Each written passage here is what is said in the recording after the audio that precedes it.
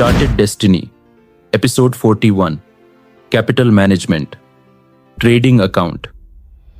कितना होना चाहिए? प्रॉफिट ट्रेडिंग से नहीं, प्लानिंग से बनता है। और प्लानिंग तब शुरू होती है जब आप कैपिटल को समझने लगते हो। हर बिगिनर का पहला सवाल होता है, कितने पैसों से ट्रेडिंग शुरू करूं? लेकिन असल सवाल यह है, कितना पैसा ट्रेडिंग के लिए सेफ है और कौन सा पैसा कभी यूज नहीं करना चाहिए।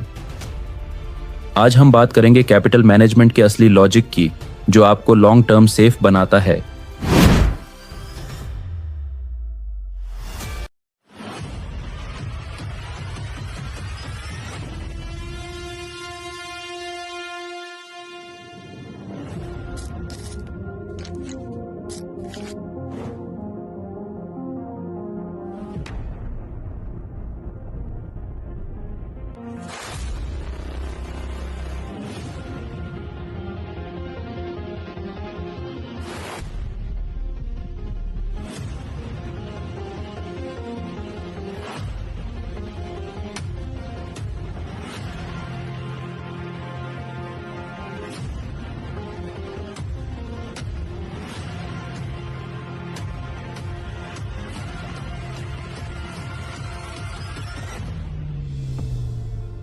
Chartered destiny episode 41 capital management trading account.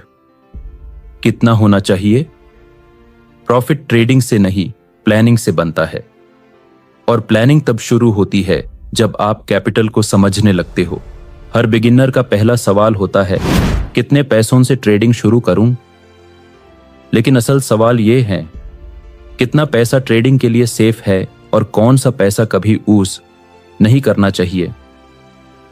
आज हम बात करेंगे कैपिटल मैनेजमेंट के असली लॉजिक की, जो आपको लॉन्ग टर्म सेफ बनाता है। Capital is not about size, it starts with mindset. $1,000 या $10,000 हो, अगर माइंडसेट वीक है तो कैपिटल उड़ जाता है। कैपिटल का साइज नहीं, सोच जरूरी है, रिस्क माइंडसेट। मनी की रिस्पेक्ट, लॉस अब्सॉर्ब करने की ability, the 3 kinds of money you deal with. Capital 3 categories का होता है। 1. Survival money, don't use home rent and bills money. 2. Emergency fund, accident, health, job loss.